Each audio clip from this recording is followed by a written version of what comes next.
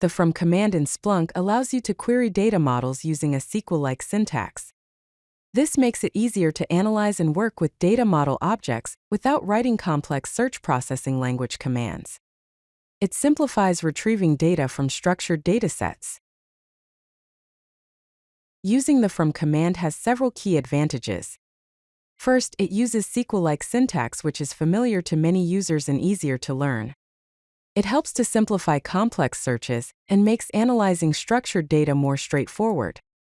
The command supports objects such as datasets, data model tables, and data model fields, giving flexibility in how to retrieve your data. A basic from command query selects all fields from a specific data model object. The command begins with select star, which means select all fields. Then from is used followed by the data model name and object name to specify the source. You can use where to add conditions, for example, field 1 equals a particular value. This filters the results to show only relevant data. The from command syntax consists of 3 important components. The select keyword specifies which fields to retrieve. The from keyword indicates the data model object being queried. The where keyword is used to add conditions to filter the data.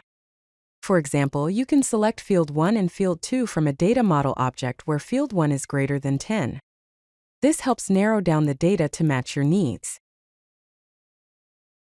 The from command also supports joining multiple data model objects. This allows you to combine data from different sources. You start by selecting the fields from the first data model object and giving it an alias. Then you join it with another data model object using another alias. The on keyword specifies the joining condition, such as matching key fields. This is useful to create more complex analytics by linking datasets. Filtering data is done using the where clause, which applies conditions to limit the results. For example, you can filter results where a field is greater than 5. Sorting is handled by the order by clause, which allows you to sort data in ascending or descending order based on one or more fields. These operations help organize and refine the data output. The limit keyword in a from command query restricts the number of results returned. For instance, you can limit a query to return only 100 results. This is important for performance when working with large datasets, as it reduces the amount of data processed and displayed.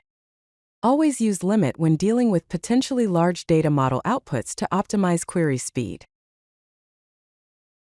When using the from command, it is best to select specific field names instead of using select star to reduce unnecessary data retrieval.